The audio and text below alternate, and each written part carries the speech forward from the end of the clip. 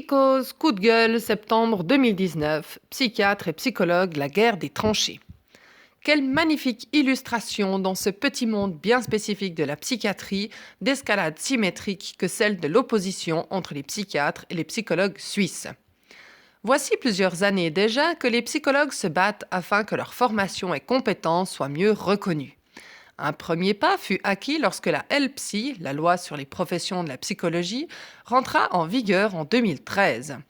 Les titres de psychologue et psychothérapeute furent alors protégés des pseudo-psychologues et autres thérapeutes, ainsi que des bienfaiteurs en développement personnel sans formation.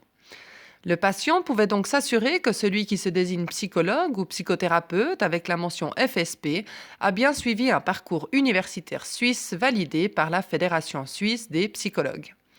Depuis plus d'une année maintenant, les psychologues remettent ouvertement, je dis ouvertement parce qu'en fait ils rouspétaient déjà en coulisses depuis bien plus longtemps, ils remettent donc en question le système de délégation en Suisse. Notre beau pays fait face à une crise dans le domaine des soins depuis de nombreuses années. Le système de santé a montré ses échecs, notamment dans ses tentatives de contenir les hausses systématiques des coûts de la santé et des primes d'assurance maladie. Ce système a pour conséquence que seuls les médecins ont la possibilité de prescrire une psychothérapie. Les conditions pour qu'un patient puisse suivre une psychothérapie remboursée par les assurances de base sont les suivantes. Il faut consulter un psychiatre, médecin donc, qui délèguera le travail de psychothérapie à des psychologues, psychothérapeutes qui, eux, travaillent en collaboration avec lui et dans le même cabinet. Or, ce travail de délégation a maintes et maintes fois été critiqué dans le milieu des psychologues qui se retrouvent sous la tutelle des psychiatres, acceptant par défaut des conditions de travail médiocres, dont des salaires minables et une non-reconnaissance flagrante de leurs compétences. Ainsi, dans l'ombre des psychiatres, les psychologues en ont marre et le font savoir. Ils montrent les dents et souhaitent que leur statut soit réévalué. Un projet mis en consultation au niveau fédéral, et ce jusqu'à la mi-octobre 2019, souhaite que les psychologues, psychothérapeutes FSP puissent suivre des patients sous prescription médicale, comme c'est le cas par exemple pour les physiothérapeutes. Ce projet impliquerait qu'ils ne seraient plus dans l'obligation d'être sous délégation d'un psychiatre pour travailler.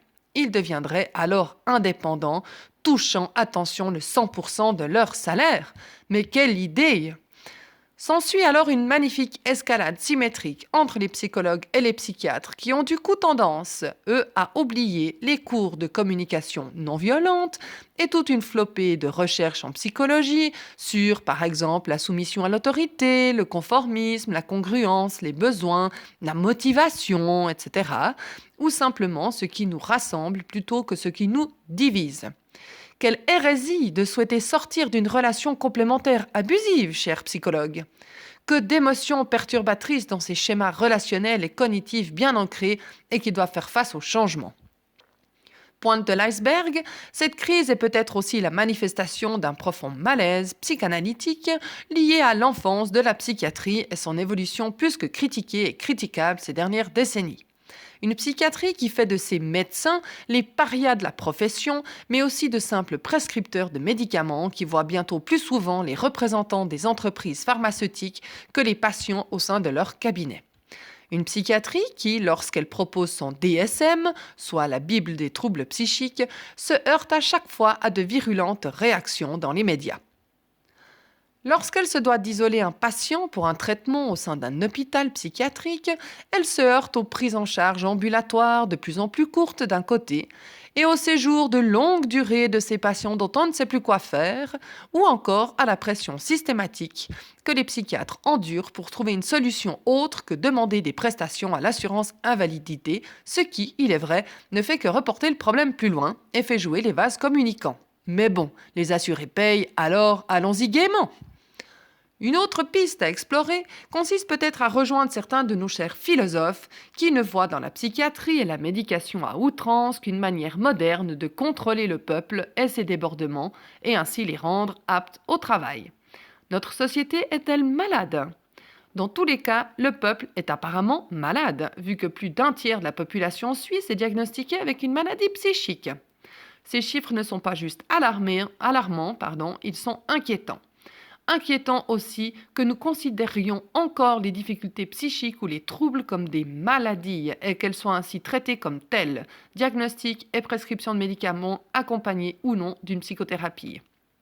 Alors que l'OMS, l'Organisation mondiale de la santé, change peu à peu son fusil d'épaule et tente de reconsidérer la définition même de la santé comme étant un processus complexe et pluridimensionnel, que les médecines orientales offrent satisfaction à une population en quête d'autres approches de traitement, mais certainement aussi une autre approche dans la relation entre patients et médecins, et face à la pénurie des médecins généralistes et au foisonnement des spécialistes qui sont mieux payés, mieux considérés et mieux traités, c'est tout le système de santé qui doit peut-être ouvrir les yeux et profiter de ces crises successives pour repenser son système dans son ensemble.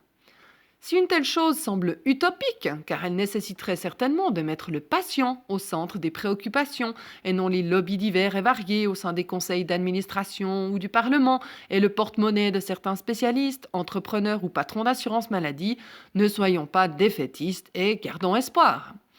Le genre humain est complexe, nos systèmes personnels et collectifs sont complexes. Ainsi, cette guerre des tranchées entre psychiatres et psychologues est complexe également.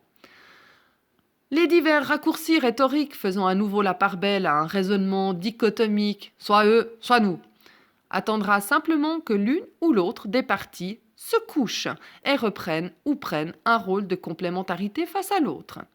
Serait-il impossible de considérer cette crise comme une opportunité de faire notre propre analyse et de repenser nos relations entre spécialistes et patients et entre la psychiatrie et le système de soins? Bon, en attendant, chers patients, ouvrez la bouche et dites 33. À bientôt pour un nouveau coup de gueule sur Psychose.